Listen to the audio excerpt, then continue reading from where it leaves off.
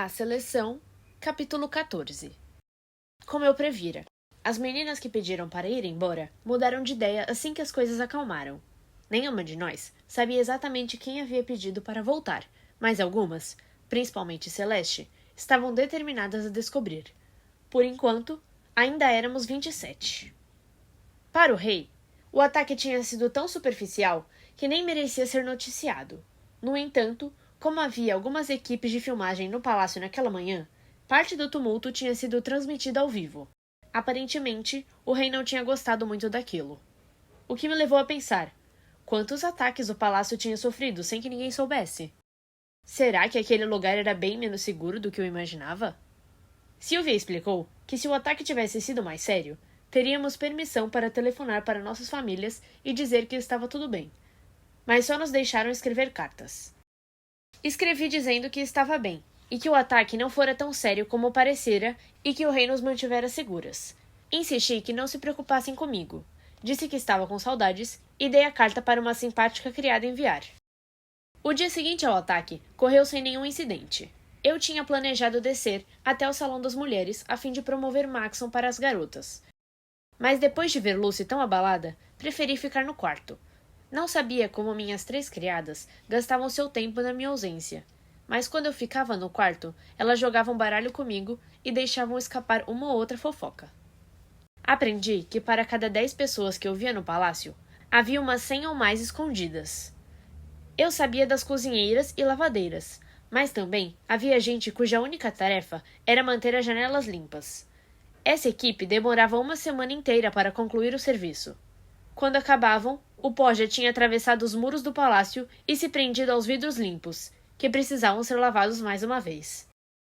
Também ocultos no palácio, os ourives fabricavam joias para a família real e presentes para os visitantes.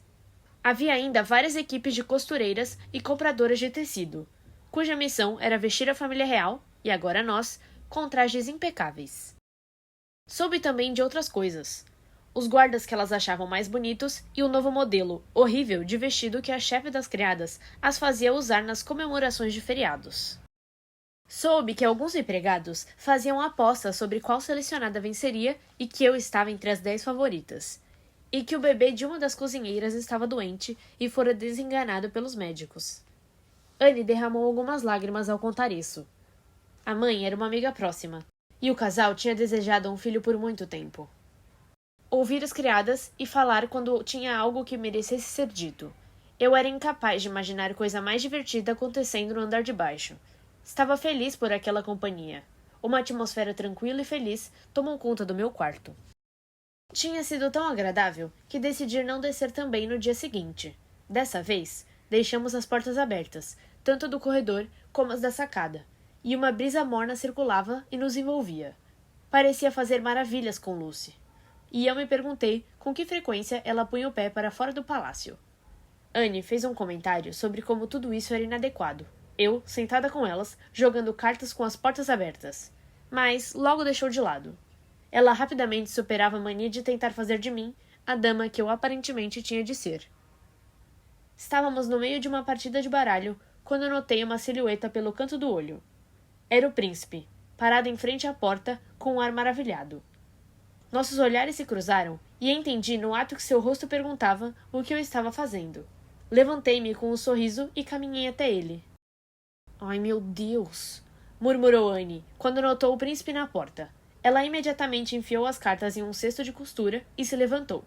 Mary e Lucy fizeram o mesmo. Senhoritas, saudou Maxon. Majestade, Anne fez uma reverência. É uma grande honra. Para mim também, ele respondeu, com um sorriso. As criadas se entreolharam, sentindo-se lisonjeadas. Todos permaneceram calados por uns instantes. Sem saber ao certo como agir, foi quando Mary exclamou. Já estávamos de saída!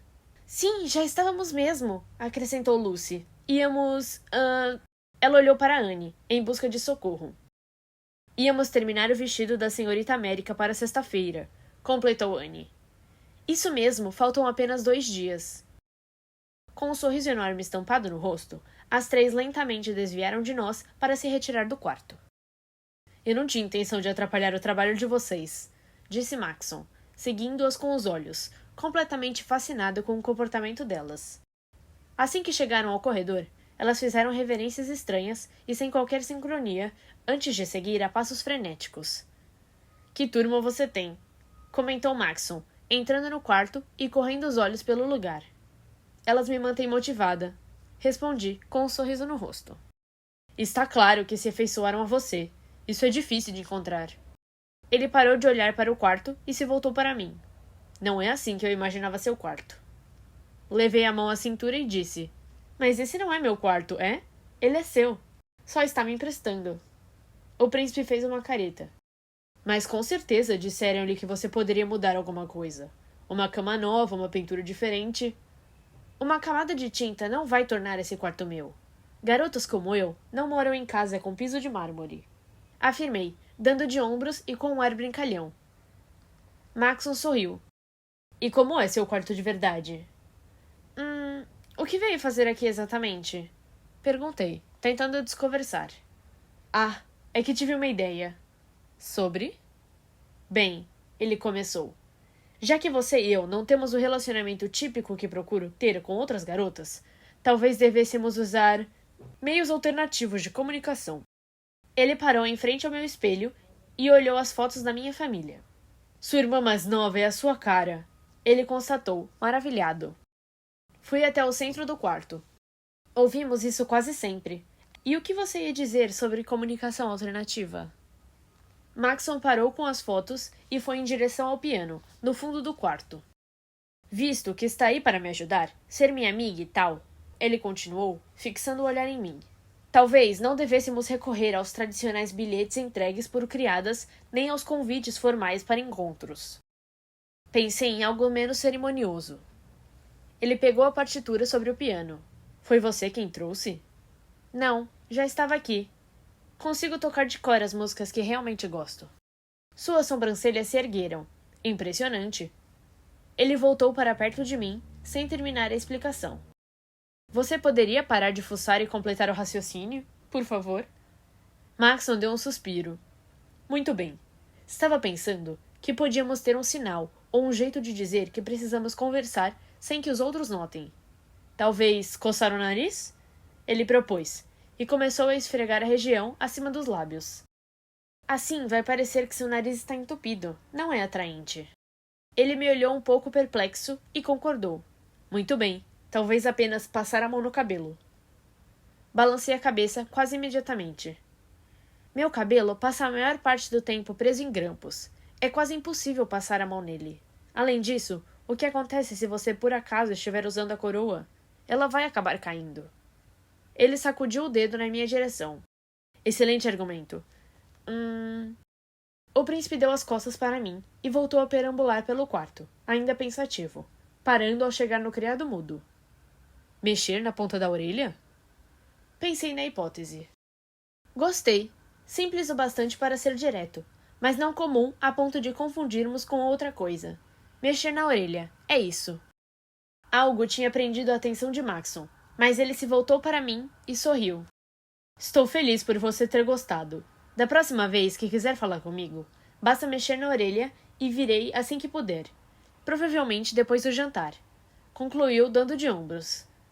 Assim que eu pudesse perguntar sobre como eu o encontraria, Maxon já estava passeando com meu jarro nas mãos.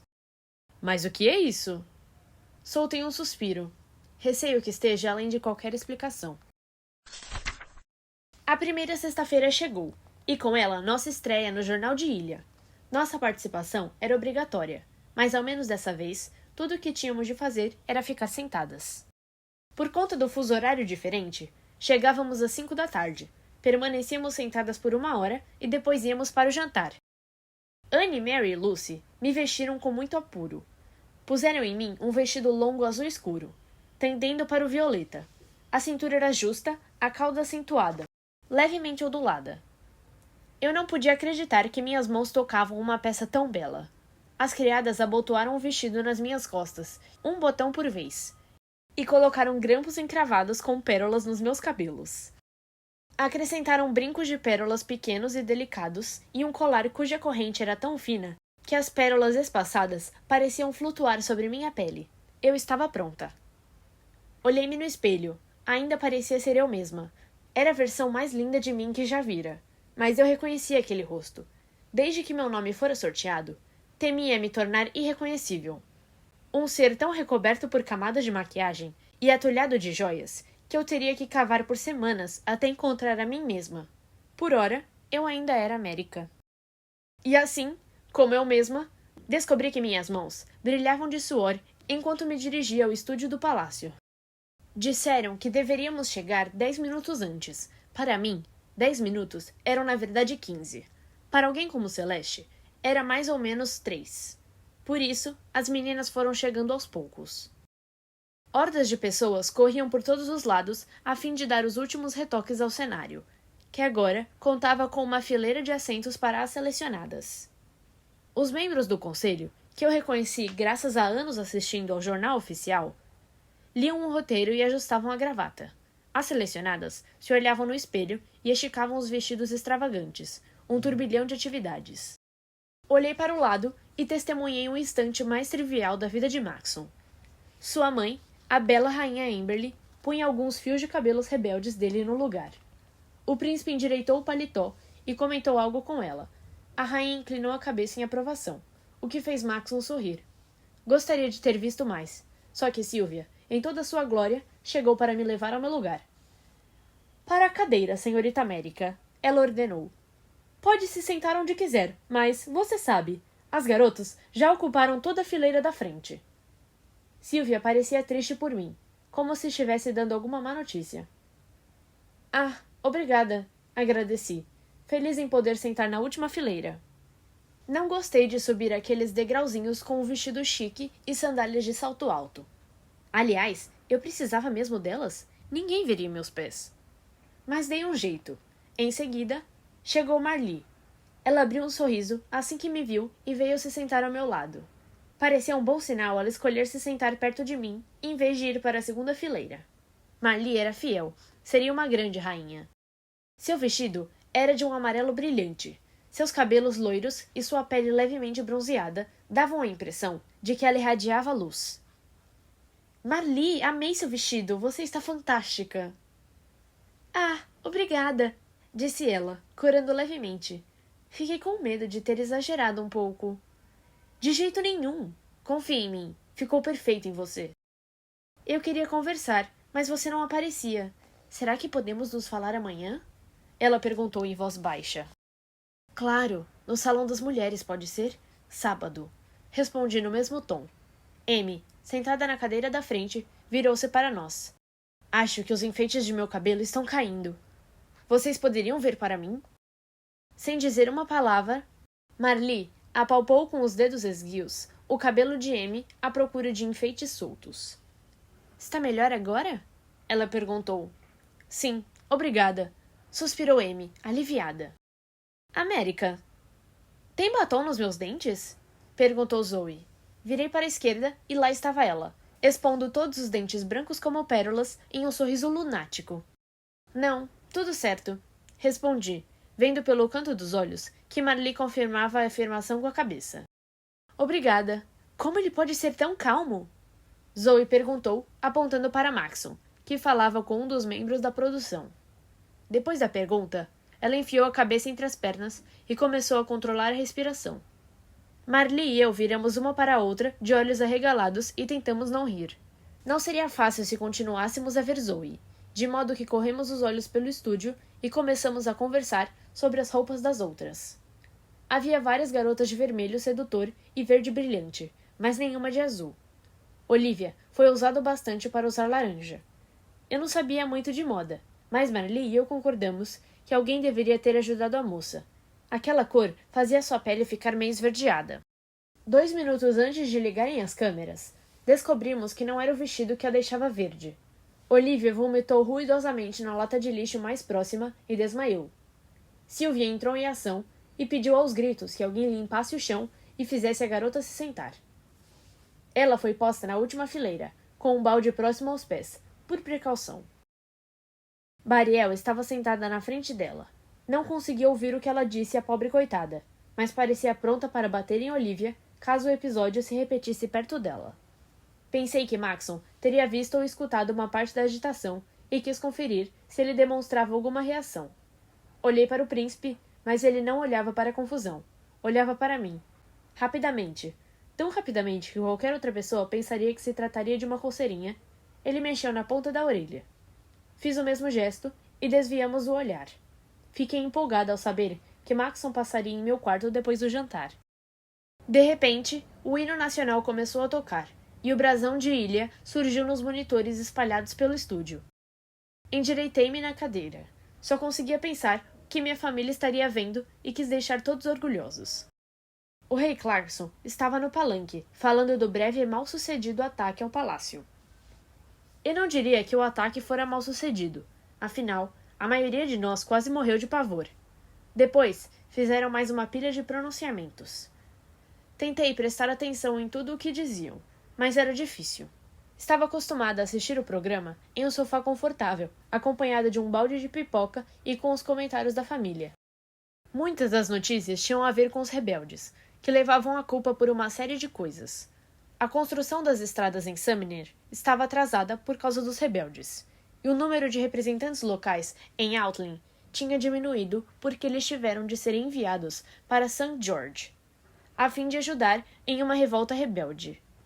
Eu nem fazia ideia do que essas coisas tinham acontecido. Partindo daquilo que ouvira na infância e do que tinha aprendido desde que chegara ao palácio, comecei a questionar o quanto sabíamos de fato sobre esses grupos. Talvez eu não entendesse, mas não me parecia que eles podiam ser culpados por todas as coisas erradas de Ilha. E eis que Gabriel surge no estúdio como se tivesse brotado do chão, assim que o mestre de cerimônias o anunciou. Boa noite a todos! Tenho um anúncio muito importante hoje. Faz uma semana que a seleção começou e 8 moças já voltaram para casa. Restam agora 27 belas mulheres para o príncipe Maxon fazer sua escolha. Semana que vem, haja o que houver, a maior parte do jornal oficial de Ilha será dedicada a essas incríveis jovens. Senti gotículas de suor se formarem na minha testa. Sentar ali e fazer boa figura, até aí tudo bem, mas responder perguntas? Eu sabia que não ia ganhar aquele joguinho, mas não era essa a questão. Eu só não queria fazer papel de idiota em rede nacional. Antes de chegarmos às senhoritas, falaremos com o homem do momento. Como Vossa Alteza está hoje, Príncipe Maxon? Perguntou Gabriel, cruzando o palco. Maxon foi pego de surpresa. Não tinha microfone nem uma resposta preparada.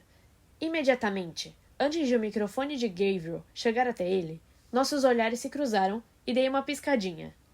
Aquele pequeno gesto foi suficiente para fazê-lo rir. Muito bem, Gabriel. Obrigado. Tem gostado da companhia até agora?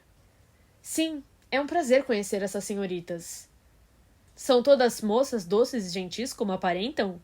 O apresentador quis saber. Dei uma risadinha, antes mesmo de Maxon falar. Eu sabia que ele diria algo como... Bem, mais ou menos. Maxon desviou o olhar de Gabriel e me encarou. Quase. Quase? Gabriel pareceu surpreso. Alguém ali está sendo desobediente? Ele perguntou, apontando para nós. Por sorte, todas as garotas soltaram uma risadinha e eu pude me unir a elas. Que traidor! O que essas garotas fizeram, que não foi exatamente meigo? Gabriel quis saber do príncipe. Muito bem, deixe-me contar. Maxon cruzou as pernas e ficou bem confortável na cadeira. Nunca o tinha visto tão relaxado quanto naquele momento, sentado ali e curtindo com a minha cara. Gostei desse seu lado. Desejei que aparecesse mais vezes. Uma delas teve coragem de gritar comigo de um modo bem agressivo em nosso primeiro encontro. Levei uma bronca duríssima. Ele prosseguiu. Atrás do príncipe, o rei e a rainha se entreolharam. Pareciam estar ouvindo a história pela primeira vez também. Ao meu redor, as meninas trocaram olhares confusos.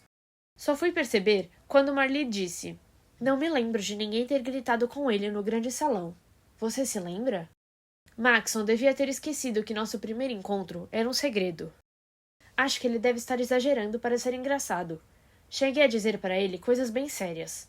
Talvez esteja falando de mim. Respondi. Uma bronca? Por quê? Continuou Gabriel. Honestamente, não sei. Saudade de casa, talvez. E foi por isso que a perdoei, claro. Maxon estava solto e tranquilo.